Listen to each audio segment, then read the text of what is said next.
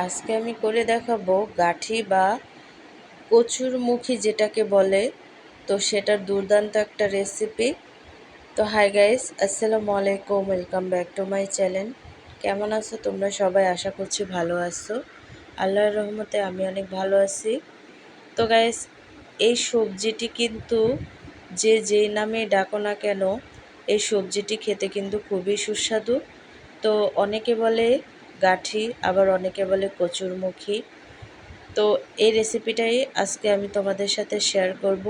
তো ভিডিওটি ফার্স্ট থেকে লাস্ট পর্যন্ত দেখতে থাকো, আশা করছি ভালো লাগবে। আর ভালো লাগলে প্লিজ একটি লাইক আর একটি সাবস্ক্রাইব করে পাশে থাকবে। তো এই কচুরমুখী ভালো করে ফ্রেশ করে ধুয়ে নিছি আমি। তো ফ্রেশ করে ধুয়ে তারপরে কিন্তু এই কচুরমুখীগুলোকে আমি সিদ্ধ বসাবো আর কি। ভালো করে ধুয়ে তারপরে কিন্তু ফ্রেশ করে এই কচুরমুখীগুলোকে সিদ্ধ বসাতে হবে। তো এখানে আমি পরিমাণ মতো পানি অ্যাড করে দিচ্ছি।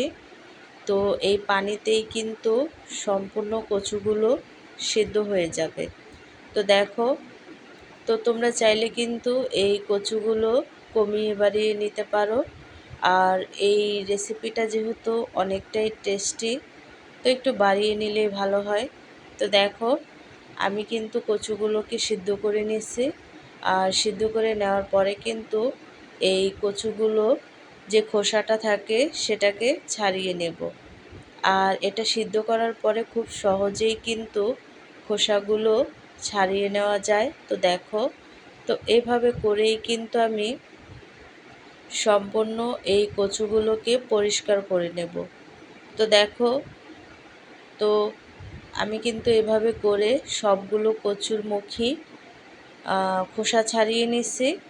তো এই পর্যায়ে এসে এই কচুর মুখীগুলো আমি ভর্তা করব। তার জন্য কিন্তু এখানে আমি শুকনো মরিচ ভেজে নিচ্ছি আর কি অনেকটা লাল করে। তারপরে কিন্তু আমি এই মরিচগুলোকে ভেজে নেব। তো দেখো, আমি কিন্তু মরিচগুলোকে ভেজে নিছি। আর সবগুলো উপকরণই এখানে রেডি আছে। তো এখন আমি এই কচুগুলোকে ভর্তা করে নেব। আর এই কচুর মুখী ভর্তাটা কিন্তু খেতে খুবই সুস্বাদু। গরম ভাতের সাথে সাথে খেতে কিন্তু খুবই দুর্দান্ত লাগে। আর ঝালটা কিন্তু তোমরা যে যেমন খাও তেমনই দিতে পারো। তো আমরা যেহেতু প্রচুর ঝাল খাই, তার জন্য কিন্তু মরিচটা একটু বেশিই দিছি। তো মরিচগুলো গুঁড়ো করে নেওয়ার পরে কিন্তু এখানে আমি পেঁয়াজ আর ধনেপাতা কুচি অ্যাড করে ভালো করে তারপরে কিন্তু এভাবে ডলে ডলে মেখে নেব। আর মেখে নেওয়ার পরে কিন্তু আমি এই কচুগুলোকে ভর্তা করে নেব। তো দেখো, আর এই ভর্তাটা খেতেও কিন্তু খুবই দুর্দান্ত লাগে। পেঁয়াজ, ধনেপাতা কুচি, তারপরে শুকনো মরিচ দিয়ে এভাবে করে ভর্তা করে নিলে এই ভর্তাটাও কিন্তু অনেকটা টেস্টি হয়। তো দেখো, আমি পেঁয়াজটা আর মরিচটা ডলে নেওয়ার পরে কিন্তু এখানে আমি কচুগুলোকে ভালো করে ম্যাশ করে নিচ্ছি।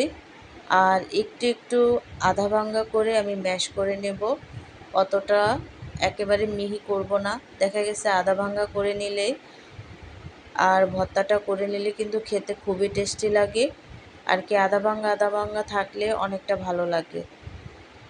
তো দেখো, কচুগুলোকে চটকে নেওয়ার পরে কিন্তু আমি যে মিশ্রণটি করে রাখছিলাম সেটার সাথে ভালো করে মিক্স করে নিচ্ছি। আর মরিচগুলো অনেকটা লাল, যার ফলে কিন্তু ভর্তাটা একেবারেই লাল হয়ে গেছে। তো এভাবে করে ভালো করে তারপরে কিন্তু আমি এই ভর্তাটা করে নেব। তো এই কচুটা খেতে কিন্তু খুবই ভালো লাগে আর ভর্তাটাও কিন্তু খেতে ভালো লাগে। আর এই সবজিটা যে কোনো মাছ বা যে কোনোভাবেই করো না কেন, খেতে কিন্তু খুবই ভালো লাগে এই সবজিটা। তো কার কার পছন্দ এই সবজিটা অবশ্যই কিন্তু কমেন্টে জানাবে। তো দেখো, সম্পূর্ণ ভর্তাটা করা শেষ। তো আমি পরিবেশন করে নিছি। তো এইভাবে যদি আমরা এই কচুর ভর্তাটা করে গরম গরম ভাতের সাথে খাই তাহলে কিন্তু খুবই ভালো লাগে। তো অনেকে আছে এই সবজিটা পছন্দ করে না, আবার অনেকে আছে এই সবজিটা খেতে খুবই উৎসাহিত। তা আমার কাছে কিন্তু অনেকটা ভালো লাগে এই সবজিটা। তো আজকের রেসিপিটা কেমন লাগছে অবশ্যই কিন্তু কমেন্টে জানাবে। তো অন্য কোনো রেসিপি নিয়ে তোমাদের মাঝে আবার চলে আসব। আজকে এই পর্যন্তই। সবাই সুস্থ থাকবে, ভালো থাকবে। আল্লাহ হাফেজ।